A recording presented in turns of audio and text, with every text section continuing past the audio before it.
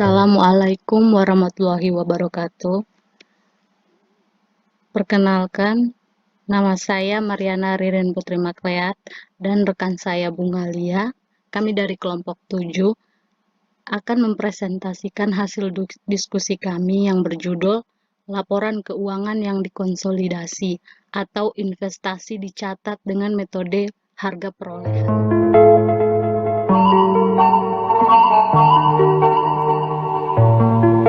Yang pertama akan menjelaskan saya, Mariana Ririn Putri Makleat.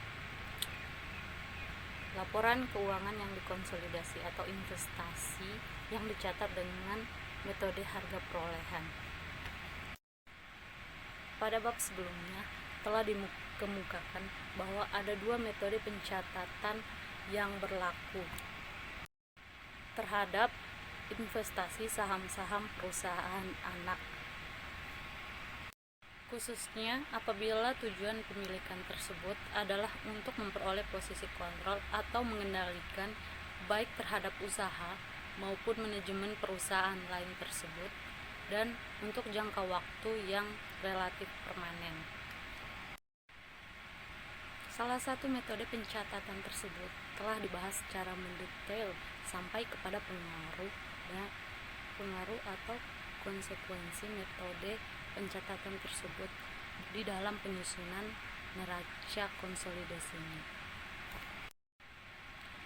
Pada bab ini selanjutnya akan dibicarakan tentang metode pencatatan terhadap investasi saham-saham perusahaan anak tersebut yang disebut sebagai metode atau harga perolehan atau cost method.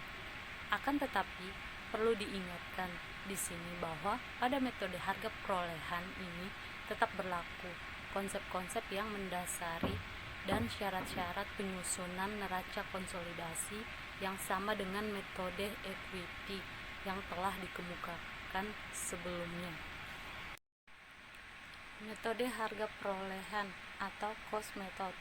Apabila metode harga perolehan atau cost method diikuti untuk mencatat investasi saham-saham perusahaan anak, maka hanya dividen atau atas saham-saham tersebut atau yang telah dibagikan oleh perusahaan anak yang diakui sebagai pendapatan atau revenue oleh perusahaan induk.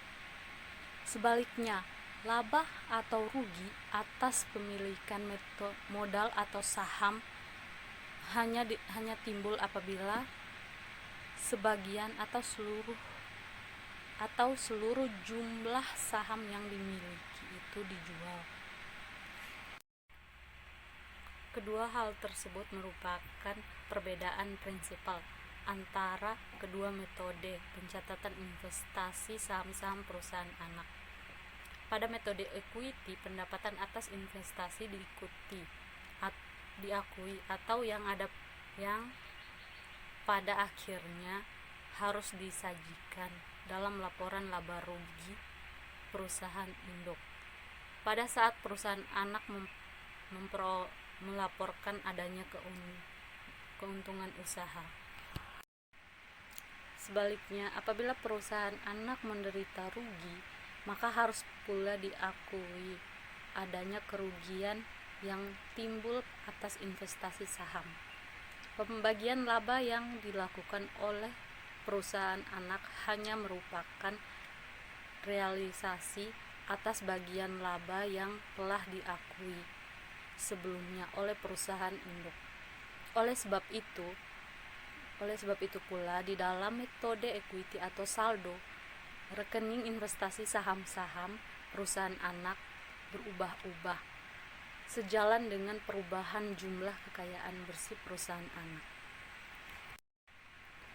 Pada metode harga perolehan sebaliknya, saldo rekening investasi saham perusahaan anak selalu tetap jumlahnya, kecuali apabila terjadi penjualan atau pembelian tambahan atas saham-saham yang dimiliki. Karena harga perolehan hanya terjadi sekali pada saat pemilikan. Pada metode harga perolehan, perusahaan induk tidak mencatat atas bagian laba yang diperoleh perusahaan anak sampai dengan laba tersebut dibagikan sebagai dividen. Oleh sebab itu, laporan rugi laba perusahaan induk atau sebagai perusahaan individual tidak mencantumkan pendapatan atau kerugian atas investasi atau sahamnya pada perusahaan anak.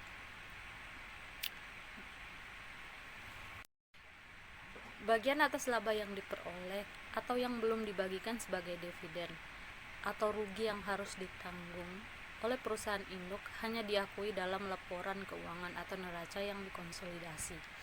Pada metode harga perolehan, bagian dividen yang dibagikan oleh perusahaan anak dicatat debit dalam rekening piutang dividen atau kas dengan rekening lawan kredit atau penghasilan dividen. Untuk lebih jelasnya, berikut ini diberikan contoh pencatatan dan penyusunan neraca konsolidasi apabila metode harga perolehan dipakai.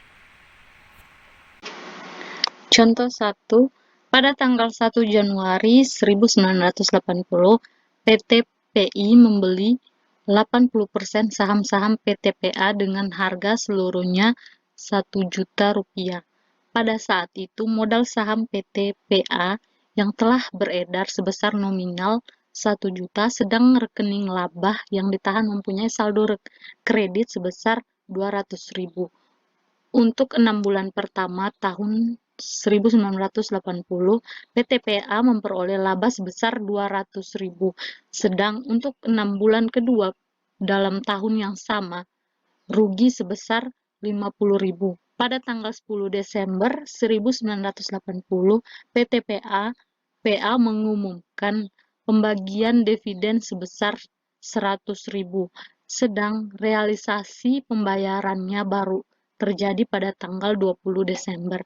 Dalam operasinya selama tahun buku 1980, PT PI memperoleh laba atau tidak termasuk penghasilan dividen dari perusahaan anak sebesar 250.000.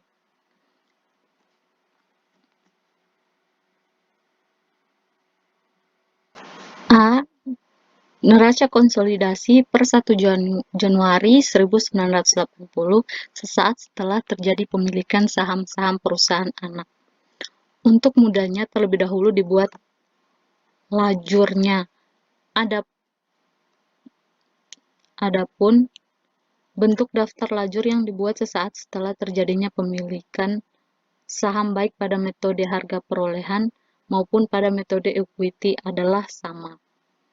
Hal ini disebabkan konsepsi yang mendasari dan syarat-syarat penyusunan neraca konsolidasi sama pada kedua metode tersebut.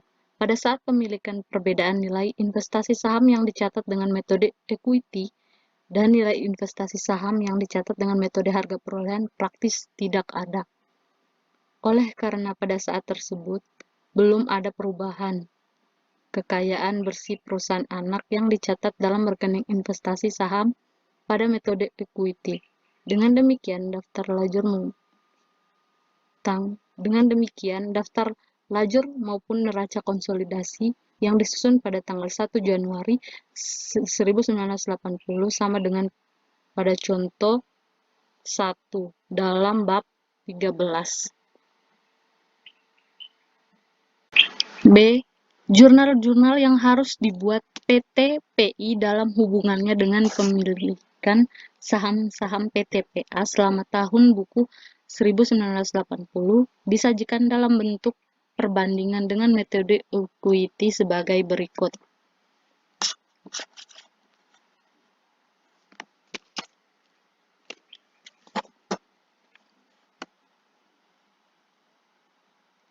Transaksi 30 Juni 1980, PT PA melaporkan laba sebesar 200.000. Metode harga perolehan atau cost method PT PI tidak mencatat. Metode equity investasi saham PT PA 160.000. Rugi laba PT PA sebesar 160.000. 10 Desember 1980, PTPA mengumumkan dividen sebesar 100.000. Metode harga perolehan cost method piutang dividen sebesar 80.000. Penghasilan dividen sebesar 80.000. Metode equity piutang dividen sebesar 80.000, investasi saham-saham PTPA sebesar 80.000. 20 Desember 1980, pembayaran dividen oleh PTPA, metode harga perolehan atau cost method, kas sebesar 80.000, piutang dividen sebesar 80.000. Kas untuk metode equity sebesar 80.000, untuk piutang dividen sebesar 80.000. 31 Desember 1980, PTPA melaporkan rugi sebesar 50.000. Metode harga perolehan cost atau method, PTPI tidak mencatat. Rugi laba dalam metode equity PTPA sebesar 40.000. Investasi saham-saham PTPA sebesar 40.000. C. Penyesuaian neraca konsolidasi pada tanggal 31 Desember 1980 mengikuti prosedur sebagai berikut. Eliminasi terhadap saldo rekening investasi saham-saham PTPA dengan saldo modal atau hak-hak pemegang saham PTPA dilakukan dengan bertitik tolak dari posisi pada saat pemilikan saham terjadi. Selisih antara saldo rekening investasi saham-saham PTPA dengan bagian pemilikannya atas hak-hak pemegang saham merupakan selisih lebih atau kurang harga perolehan dari nilai buku saham.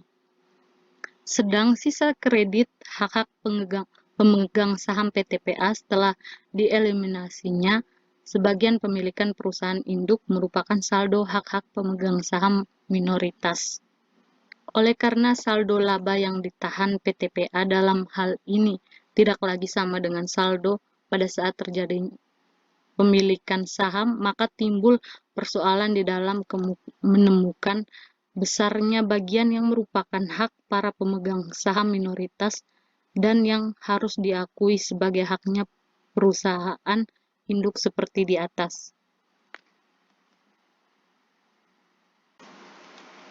Adapun bentuk daftar lajur untuk penyusunan neraca konsolidasi pada tanggal 31 Desember 1980 adalah sebagai berikut.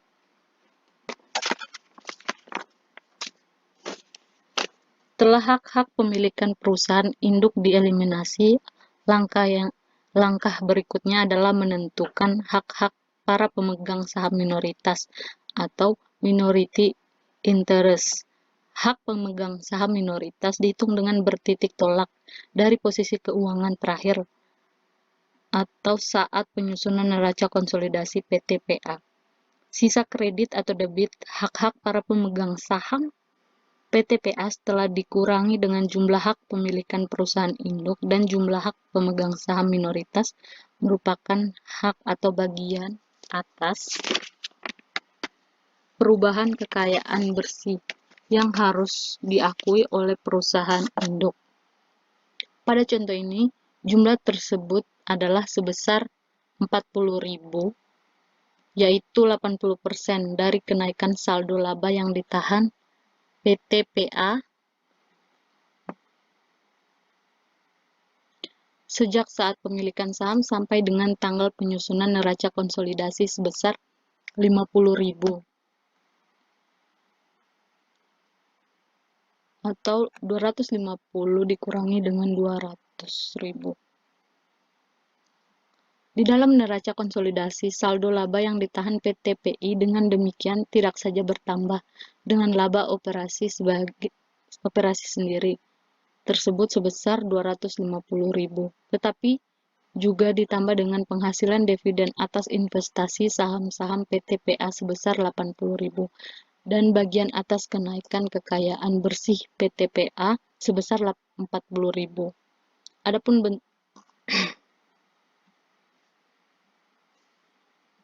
Investasi saham-saham PTPA sebesar 1 juta adalah harga perolehan untuk 80% saham PTPA pada tanggal 1 Januari 1980 yang oleh PTPI dicatat sebagai berikut. Investasi saham-saham PTPA sebesar 1 juta, kas 1 juta.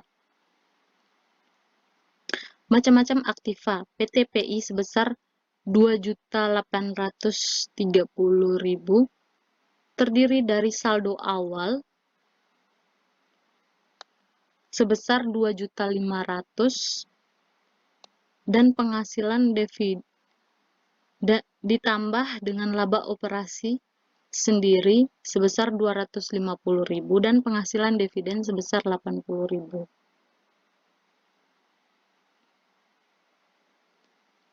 Macam-macam aktiva PTPA sebesar 2.050.000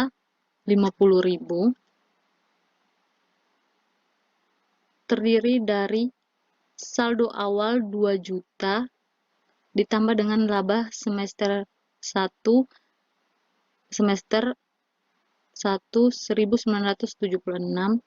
sebesar 200.000 dan dikurangi pembagian dividen sebesar 100.000 serta rugi semester 2 tahun 1976 sebesar 50.000. Macam-macam hutang PI sebesar 2 juta dan PTPA sebesar 800.000. Pada contoh ini, saldo hutang tidak ada perubahan pada awal dan akhir tahun 1980. Saldo laba yang ditahan PTPI sebesar 830 terdiri dari saldo awal sebesar 500.000 ditambah dengan laba operasi sendiri sebesar 250.000 dan penghasilan dividen sebesar 80.000. Saldo laba yang ditahan PTPA sebesar 250.000 terdiri dari saldo awal 200.000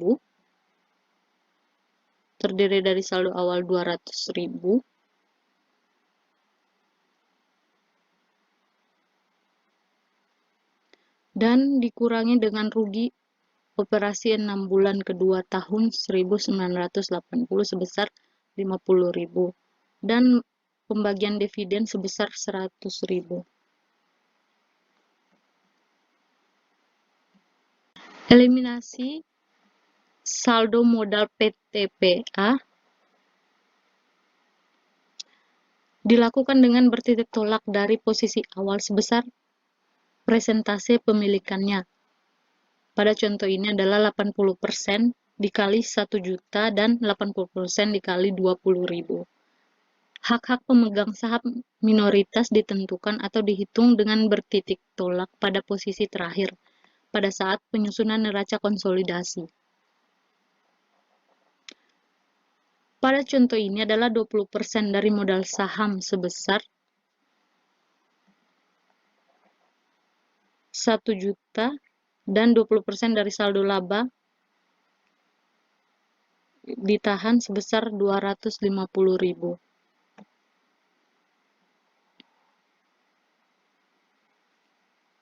Selisih antara saldo kredit rekening modal PTPA dengan hak pemilikan PTPI yang telah dieliminasi dan hak pemegang saham minoritas yang telah ditentukan merupakan bagian atas kenaikan kekayaan bersih atau laba yang ditahan sejak terjadinya pemilikan saham-saham untuk perusahaan induk. Sedangkan selisih saldo debit rekening investasi saham-saham PTPA dengan jumlah bagian pemilikannya atau eliminasinya merupakan cost or book value excess.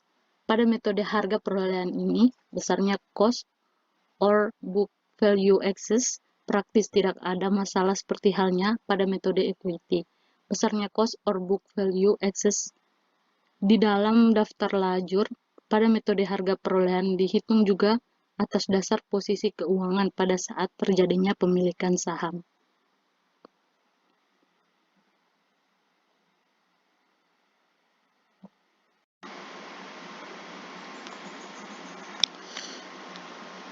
Adapun neraca konsolidasi yang disusun atas dasar daftar lajur tersebut nampak sebagai berikut. PTPI perusahaan anaknya PTPA, neraca konsolidasi per 31 Desember 1980. Aktiva. Macam-macam aktiva sebesar 4.880.000, selisih lebih harga perolehan di atas nilai buku saham-saham PTPA sebesar 40.000. Jumlah aktiva sebesar 4.920.000 diperoleh dari 4.880.000 ditambah dengan 40.000. Hutang dan modal, macam-macam hutang, sebesar 2.800.000. Hak-hak pemegang saham minoritas modal saham sebesar 200.000. Laba yang ditahan sebesar 50.000. Dijumlahkan dan hasilnya sebesar 250.000. Perusahaan induk modal saham sebesar 1 juta, laba yang ditahan sebesar 870.000. Dijumlahkan hasilnya sebesar 1.870.000. Jumlah hak-hak pemegang saham sebesar 2.120.000. Jumlah hutang dan modal sebesar 4.920.000.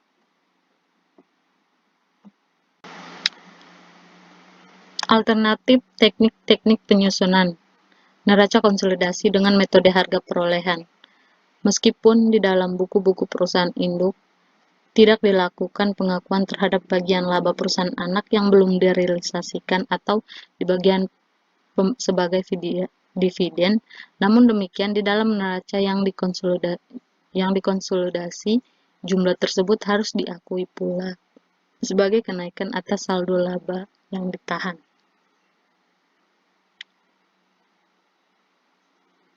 Sebagai konsekuensinya, pada metode harga perolehan seperti telah dikemukakan pada contoh 1, eliminasi terhadap bagian pemilikan pada perusahaan anak di dalam daftar lajur neraca konsolidasi didasarkan pada posisi keuangan perusahaan anak pada saat terjadinya pemilikan saham-saham oleh perusahaan induk.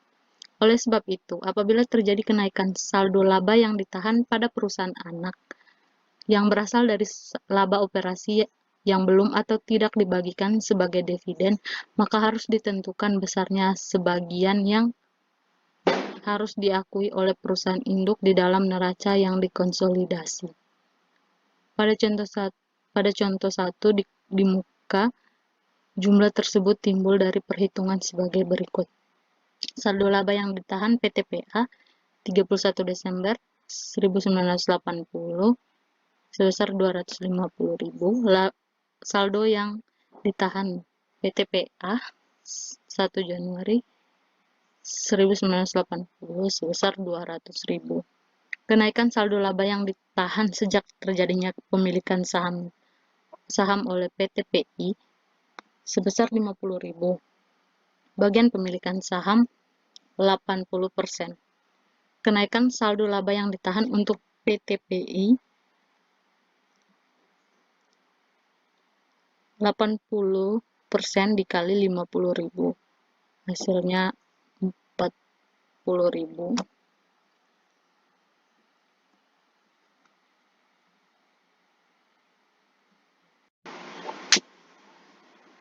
Pada contoh 1 di dalam kolom penyesuaian tersebut dicatat pengakuan atas 80% dari kenaikan saldo laba yang ditahan PTPA sebesar 50.000 dengan jurnal sebagai berikut. Investasi saham-saham PTPA 40.000, laba yang ditahan 40.000. Dengan demikian, saldo rekening investasi saham-saham PTPA dan saldo laba yang ditahan PTPI menjadi sama dengan pada pencatatan atas dasar metode equity. Proses eliminasi selanjutnya, oleh sebab itu, didasarkan pada posisi keuangan terakhir PTPA.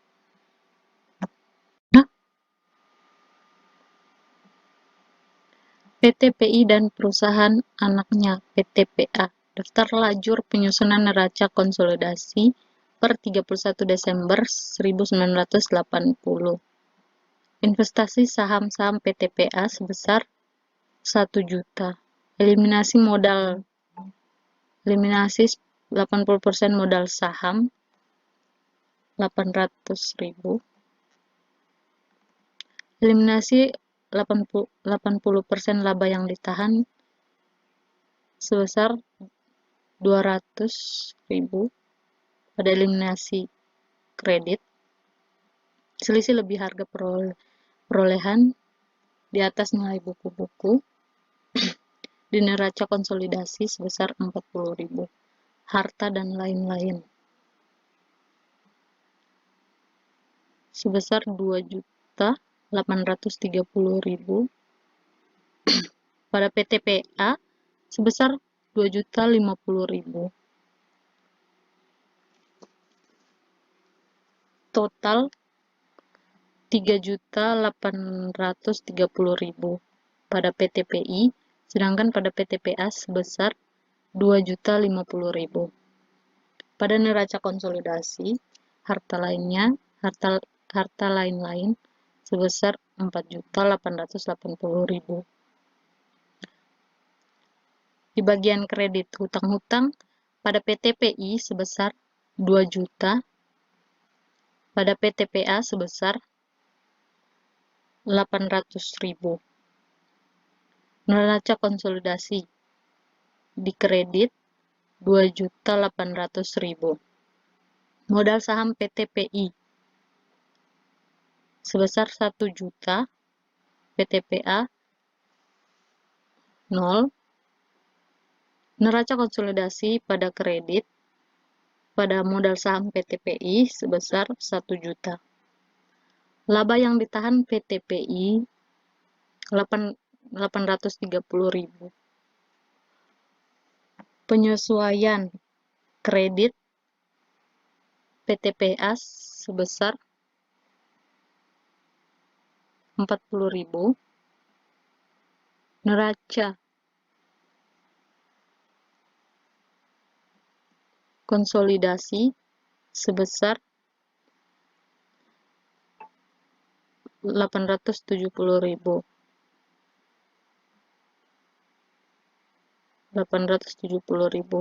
Diperoleh dari laba yang ditahan 830 ditambah dengan 40.000 penyesuaian kredit. Kolom penyesuaian kredit. Modal saham PTPA sebesar 1 juta. Berikut eliminasi 80%. Pada eliminasi debit sebesar 800.000. Neraca konsolidasi pada kredit 200.000. Hak pemegang saham minoritas di neraca konsolidasi kredit sebesar 200.000. Laba yang ditahan PTPA sebesar 250.000. Eliminasi 80%. Pada debit 200.000. Hak pemegang saham minoritas di neraca konsolidasi sebesar 50.000. Jumlah keseluruhan PTPI sebesar 3.830.000, PTPA sebesar 2.050.000, penyesuaiannya 40.000, pada debit, pada kredit 40.000,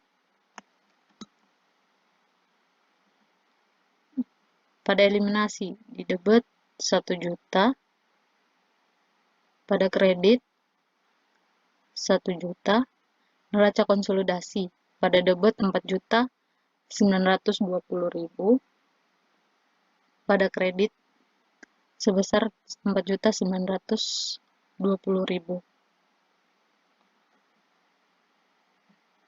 Contoh 2 berikut ini adalah neraca singkat PT Dani dan PT Dian pada tanggal 1 Juni Juli 1977, yaitu sesaat setelah PT Dani membeli 750 lembar saham-saham PT Dian dengan harga 15.000 per lembar. Aktiva, investasi saham-saham PT Dian pada PT Dani sebesar 11.250.000. Macam-macam aktiva, 13.750.000 pada PT Dani, sedangkan pada PT Dian 15 juta. Jumlah aktiva sebesar 25 juta. Jumlah aktiva pada PT Dian sebesar 15 juta. Hutang dan modal, macam-macam hutang pada PT Dani 7.500.000, pada PT Dian sebesar 2 juta. Modal saham 1000 lembar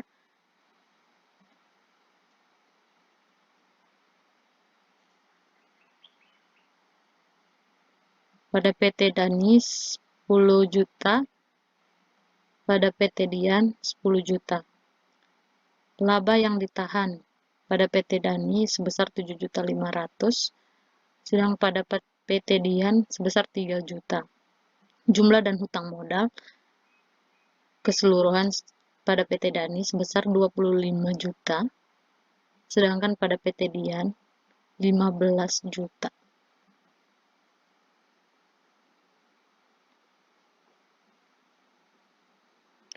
Dalam operasinya untuk metode 1 Juli sampai dengan 31 Desember 1977, masing-masing perusahaan memperoleh laba sebagai berikut. PT Dani sebesar 1.250.000, PT Dian sebesar 750.000. PT Dian membagikan dividen sebesar 1 juta untuk tahun 1977 pada akhir bulan Desember 1977. Dalam hubungannya dengan pembagian dividen tersebut, maka oleh PT Dani dicatat kas sebesar 750.000. Investasi saham-saham PT Dian sebesar 187.500. Penghasilan dividen 562.500. Perhitungan. Laba PT Dian 1 Juli sampai dengan 31 Desember sebesar 1977 dibagikan sebagai dividen maksimum sebesar 750.000. Bagian dividen PT Dani 75% dikali 750.000 senilai 562.500. Jumlah laba sebelum pemilikan saham yang dibagikan sebagai dividen tahun 1977, 75% dikali 1 juta kurang 750.000 sebesar 187.500. Jumlah uang kas yang diterima PT Dani sebesar 750.000.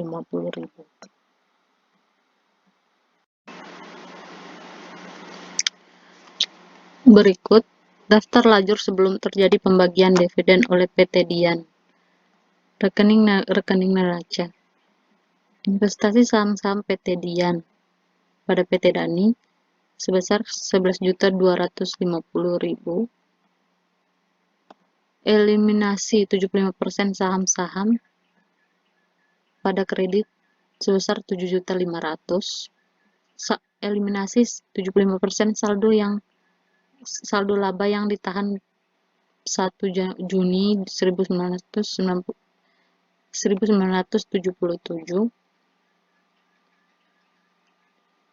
pada kredit sebesar 2.250.000. Selisih harga perolehan di atas nilai buku saham pada neraca konsolidasi sebesar 1.500.000. Macam-macam aktiva 15 juta pada PT Dani, sedangkan pada PT Dian sebesar 15.750.000. Neraca konsolidasi pada kredit 30.750.000. jumlah, investasi saham PT Dian, dan macam-macam aktiva sebesar 26.250.000. Pada PT Dian senilai 15.750.000. Macam-macam hutang 7.500.000 pada PT Dani, pada PT Dian sebesar 2 juta. Neraca konsolidasi pada kredit sebesar 9.500.000. Modal saham PT Dani sebesar 1 juta. Neraca konsolidasi pada kredit sebesar 10 juta. Laba yang ditahan PT Dani 8.750.000. Neraca konsolidasi pada kredit sebesar 8.750.000. Modal saham PT Dian sebesar 10 juta. Eliminasi 75% pada kredit sebesar 7.500.000. Hak-hak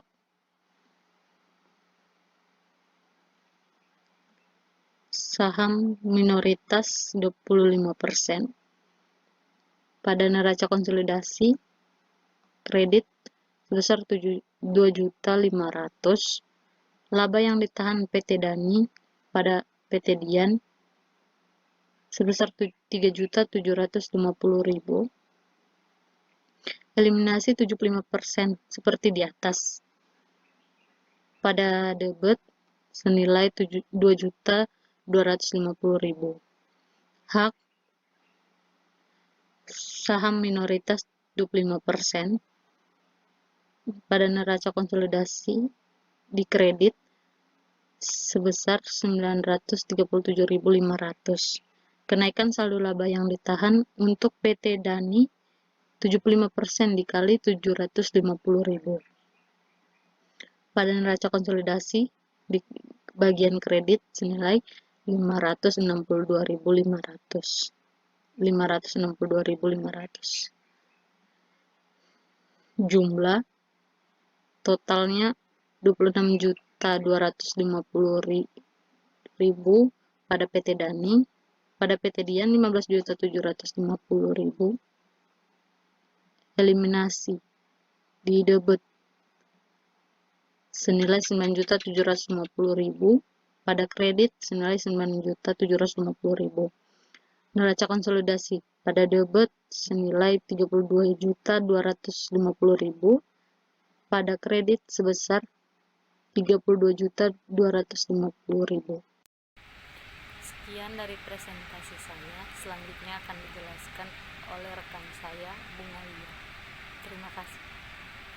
Saya akan menjelaskan contoh untuk mengetahui perbedaan antara kedua metode pencatatan terhadap investasi saham-saham pada perusahaan anak dan lebih dapat dipahami satu persatu dari kedua metode tersebut. Jadi di sini ada contoh yang mana PT Dani memiliki masing-masing 90% saham-saham yang beredar dari PT Dina dan 80% saham-saham yang beredar dari PT Dona. Saham-saham tersebut semuanya dibeli dari pemegang saham, masing-masing pada tanggal dan dengan harga sebagai berikut. Pada tanggal 1 Juli 1976 membeli 800 lembar saham-saham PT Dona dengan harga 7.500.000 per lembar, dengan total 6 juta. Dan pada tanggal 1 Oktober 1976 membeli 900 lembar saham-saham PT Dina dengan harga 15.000 per lembar, dengan total 13.500.000. Adapun posisi modal dari masing-masing perusahaan pada tanggal 31 Desember 1975 beserta data laba rugi dan dividen yang dibagikan dalam tahun buku 1976 dan 1977 adalah sebagai berikut. Modal saham, laba yang ditahan, laba rugi operasi, dan dividen. Modal saham nominal 10.000, PT Dani 25 juta, PT Dina 10 juta, PT Dona 10 juta. Laba yang ditahan atau defisit 31 Desember 1975, PT Dani 5 juta, PT Dina 2.500.000, PT Dona 1 juta. Pembagian dividen 30 Desember 1976 dibayar 10 Januari 1977, PT Dani 1 juta, PT Dona 500.000. Laba rugi operasi tahun 1976 yaitu PT Dani 2.500.000, PT Dina 1 juta, PT Dona 1.500.000. Pembagian dividen 30 Desember 1977 dibayar bulan Januari 1978, PT Dani 1 juta, PT Dona 500.000. Laba rugi operasi tahun 1977, PT Dani 1.250.000, PT Dina 500.000, PT Dona 3 juta. Selanjutnya, berikut ini neraca masing-masing perusahaan pada tanggal 31 Desember 1977. Di sini ada aktiva dan hutang dan modal. Langsung saja, total aktiva pada PT Dani yaitu 63.812.500 dan PT Dina yaitu 20 juta dan PT Dona yaitu 17.500.000. Untuk hutang dan modal PT Dani yaitu 63.812.500, PT Dina yaitu 20 juta, dan PT Dona yaitu 17.500.000. Dengan catatan, hutang wesel PT Dina sebesar 3 juta rupiah adalah merupakan hutang kepada PT Dani. Ini dia 3 jutanya merupakan hutang kepada PT Dani. Terus selanjutnya saldo biaya yang masih harus dibayar PT Dina sebesar 37.500 adalah merupakan bunga atau wesel kepada PT Dani. Ini dia 37.500 merupakan bunga atau wesel kepada PT Dani. Selanjutnya, sebelum neraca konsolidasi disusun pada tanggal 31 Desember 1977, berikut ini ditunjukkan pengaruh dari laba rugi operasi serta pembagian dividen perusahaan anak terhadap saldo rekening investasi saham dan saldo laba yang ditahan pada buku-buku perusahaan induk. Agar lebih dapat dipahami mengenai perbedaan di antara kedua metode pencatatan terhadap investasi saham pada perusahaan anak tentang pengaruh dari laba rugi serta pembagian dividen tersebut akan disajikan dalam bentuk perbandingannya pada masing-masing metode pencatatan sebagai berikut. Jadi di sini ada dua metode, yaitu yang pertama metode harga perolehan cost metode dan yang kedua adalah metode equity. Langsung saja pada tanggal 1 bulan 10 1976 membeli 900 lembar saham-saham PT Dina Rp15.000 sehingga dengan total Rp13.500.000. Dan pada tanggal 1 bulan 7 1976 membeli 800 lembar saham-saham PT Dona Rp7.500 per lembar dengan total Rp6 juta. Dan pada tanggal 31 bulan 12 1975 laba yang ditahan PT Dani yaitu 5 juta. Dan pada tanggal 30 bulan 12 1976 pembagian dividen PT Dani 1 juta rupiah, PT Dona 400.000. Sehingga total investasi saham-saham PT Dina yaitu 13.500.000 dan investasi saham-saham PT Dona yaitu 6 juta dan laba yang ditahan PT Dani yaitu 5 juta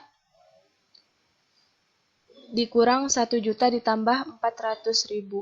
Totalnya 4.400.000.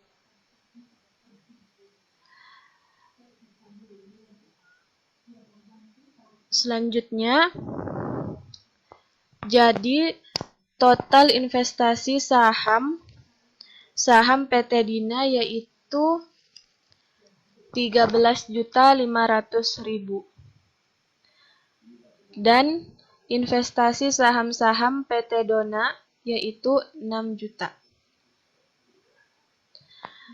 Dan pada tanggal 31 bulan 12 tahun 1976, laba rugi tahun 1976 PT Dani yaitu 2.500.000 dan pada tanggal 30 bulan 12 1977 pembagian dividen PT Dona yaitu 400.000 dan PT Dani 1 juta. Sini juga 1 juta. Dan pada tanggal 31 Desember 1977 laba rugi operasi PT Dani yaitu 1.250.000 sehingga totalnya 4.400.000 ditambah 2.500.000 ditambah 400.000 dikurangi 1 juta dan dikurangi lagi 1.250.000 sehingga totalnya 5.050.000. Selanjutnya metode yang kedua yaitu metode equity. Di dalam metode equity ini pada tanggal 1 bulan 10 tahun 1976 membeli 900 lembar saham-saham PT Dina 15.000 sehingga dengan total investasi saham-saham PT Dina yaitu 13.500.000 dan pada tanggal 1 bulan 7 tahun 1976 membeli 800 lembar saham-saham PT Dona 7.500 per lembar dengan total 6 juta dan pada tanggal 30 bulan 12 tahun 1976 pembagian dividen PT Dona yaitu 400.000 sehingga totalnya 6 juta dikurang 400.000 hasilnya 5.600.000. Terus laba yang ditahan PT Dani yaitu 5 juta dan pada tanggal 30 bulan 12 1976 pembagian dividen PT Dani 1 juta. Jadi totalnya adalah 5 juta dikurangi 1 juta hasilnya 4 juta. Selanjutnya pada tanggal 31 bulan 12 1976 laba rugi tahun 1976 PT Dina yaitu totalnya 1 juta dan investasi saham-saham PT Dina 225.000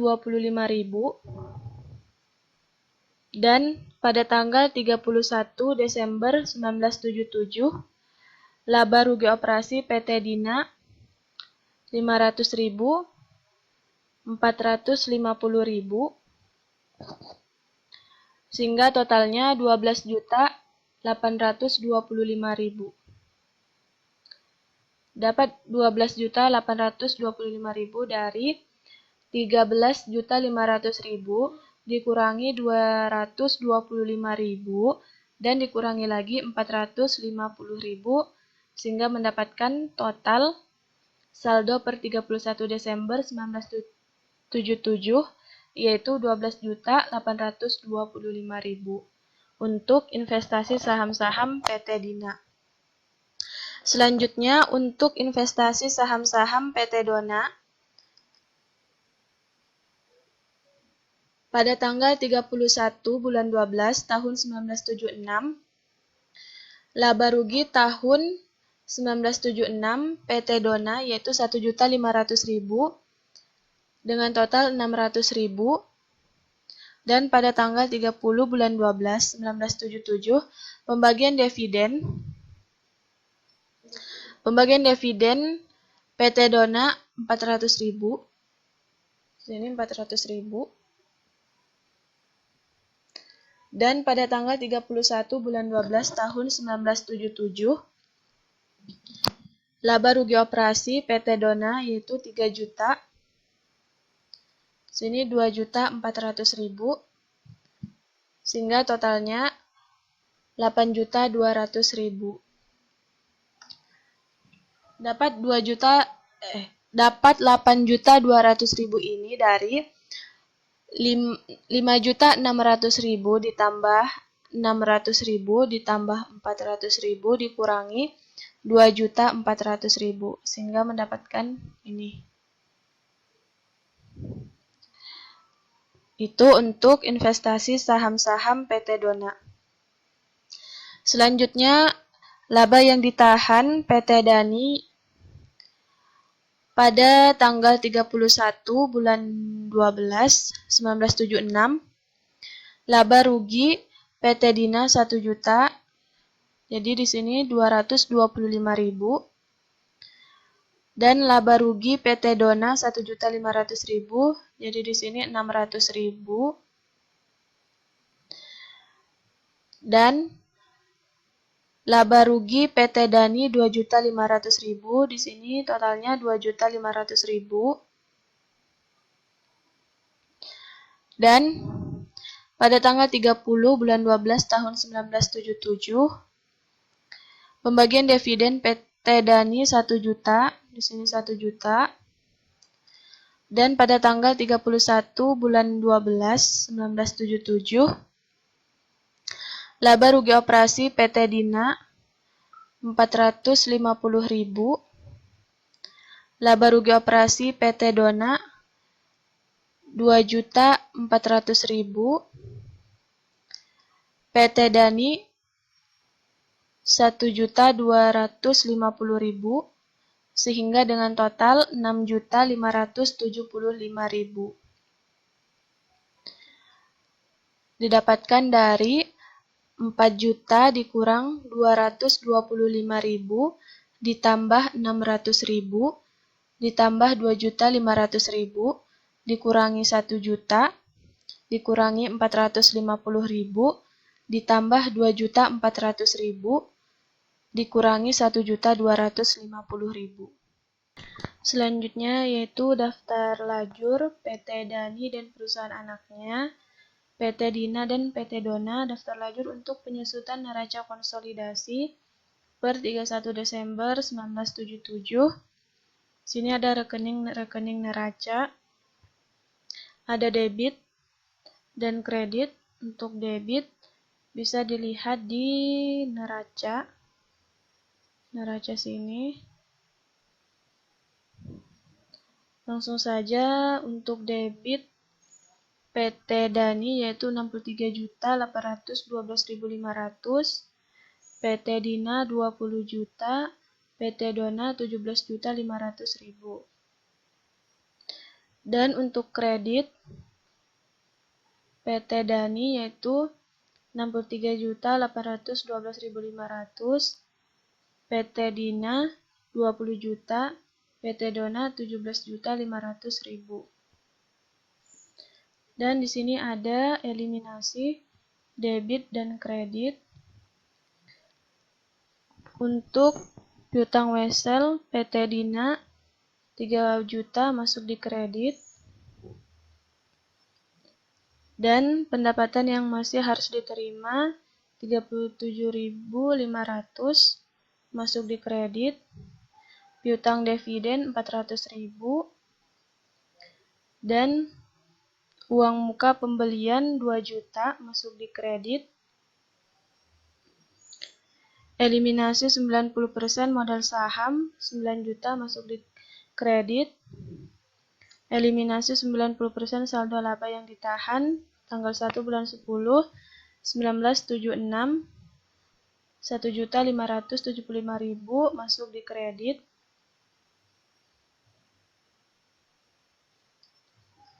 Dan eliminasi 80% modal saham 8 juta masuk di kredit.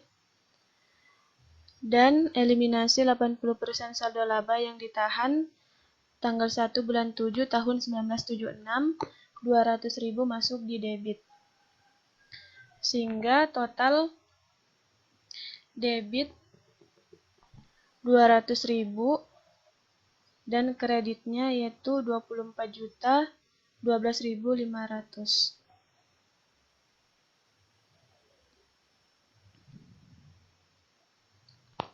Dan hutang WSL 3 juta masuk di debit. Biaya yang masih harus dibayar 37.500 masuk di debit. Uang muka dari langganan 2 juta. Hutang dividen 400.000 masuk di debit. Eliminasi 90% 9 juta masuk di debit. Dan eliminasi 80% 8 juta masuk di debit. Eliminasi 80% seperti di atas 200.000 masuk di kredit. Sehingga total eliminasi debit dan kreditnya 24.212.500. Selanjutnya yaitu neraca konsolidasi debit dan kredit. Kas 1.250.000 masuk di debit. Bank 9.250.000 masuk di debit. Piutang dagang 12.500.000 masuk di debit. Cadangan kerugian piutang 262.500 masuk di kredit. Persediaan barang dagangan 8.137.500 masuk di debit. Mesin dan peralatan 40 juta masuk di debit. Akumulasi penyusutan mesin dan peralatan 4.500.000 masuk di kredit. Tanah 10 juta masuk di debit. Selisih lebih harga perolehan di atas nilai baku 2.925.000 masuk di debit. Selisih lebih nilai buku di atas harga perolehan saham masuk di kredit 1.800.000 sehingga total debitnya 84.062.500 dan untuk kreditnya 6.562.500. Untuk kredit neraca konsolidasi hutang WSL 5 juta, hutang dagang 21.162.500. Biaya yang masih harus dibayar 212.500. Hutang dividen 1.100.000 masuk di kredit. Hutang jangka panjang 15 juta. Ini 15 juta masuk di kredit. Diskonto hutang jangka panjang 150.000 masuk di debit. Modal saham PT Dani 25 juta masuk di kredit. Laba yang ditahan PT Dani 5.050.000 masuk di kredit. Hak pemegang saham yang minoritas 10% masuk di kredit 100.000. Dan kenaikan penurunan saldo laba yang ditahan untuk PT Dani 90% dikali 750.000, hasilnya 675.000 masuk di debit. Dan hak pemegang saham minoritas 20% ada 2 juta masuk di kredit. Hak pemegang saham minoritas 20% 500.000 masuk di kredit.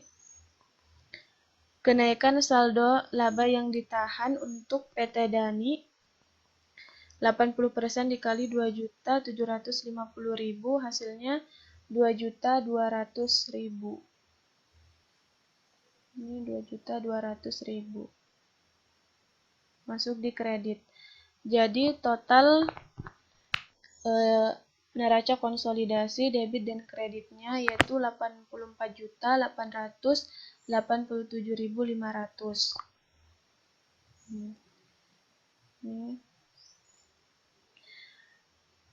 Dengan keterangan saldo laba yang ditahan 31 bulan 12 1975 2.500.000.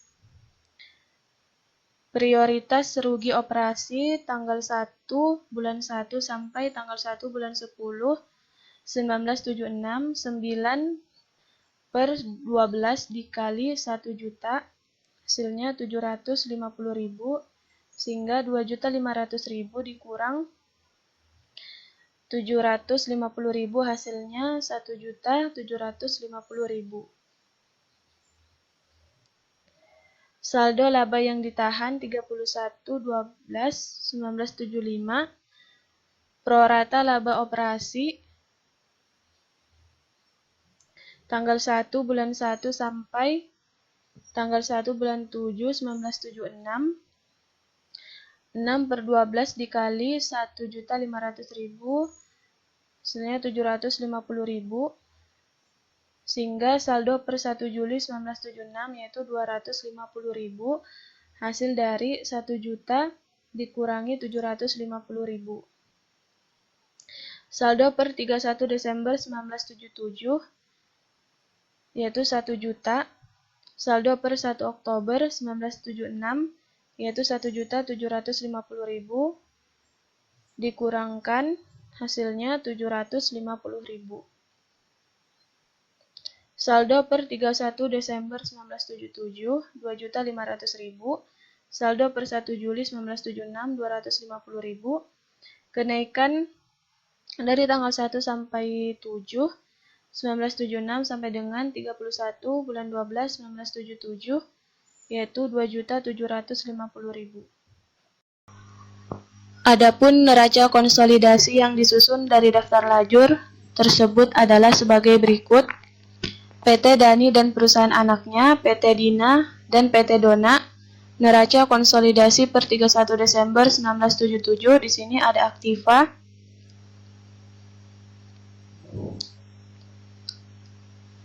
hutang modal,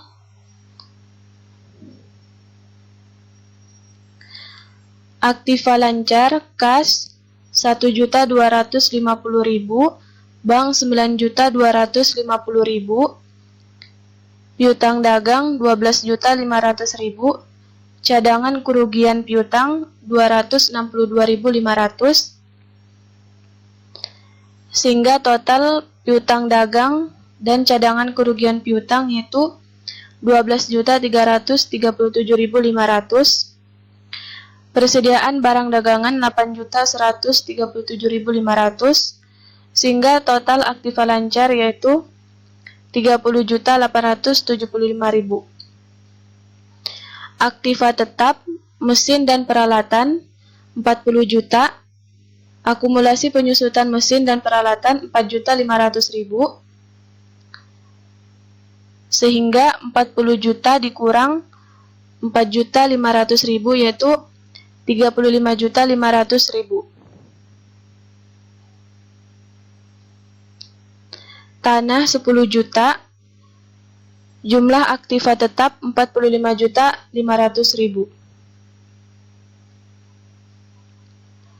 Aktiva lain-lain, selisih lebih harga perolehan di atas nilai buku saham-saham PT Dina, yaitu 2.925.000.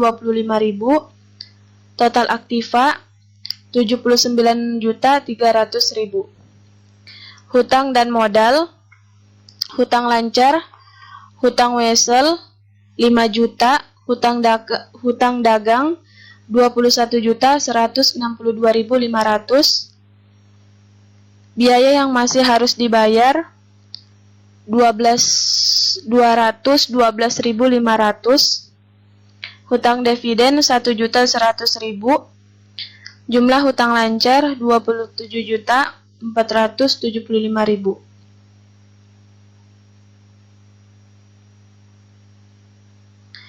Hutang jangka panjang 15 juta, diskonto 150.000, dan hasilnya 14.850.000. Selisih lebih nilai buku di atas harga perolehan saham-saham PT Dona, yaitu 1.800.000, sehingga totalnya 27.475.000 ditambah 14.850.000 ditambah 1.800.000, hasilnya 44.125.000 untuk jumlah hutang. Hak pemegang saham minoritas, modal saham 3 juta, laba yang ditahan 600.000 dan totalnya 3.600.000. Perusahaan induk, modal saham 25 juta, laba yang ditahan 6.575.000, sehingga totalnya 31.575.000. Jumlah modal yaitu 35.175.000. Jumlah hutang dan modal 44.125.000 ditambah 35.175.000, hasilnya 79.300.000.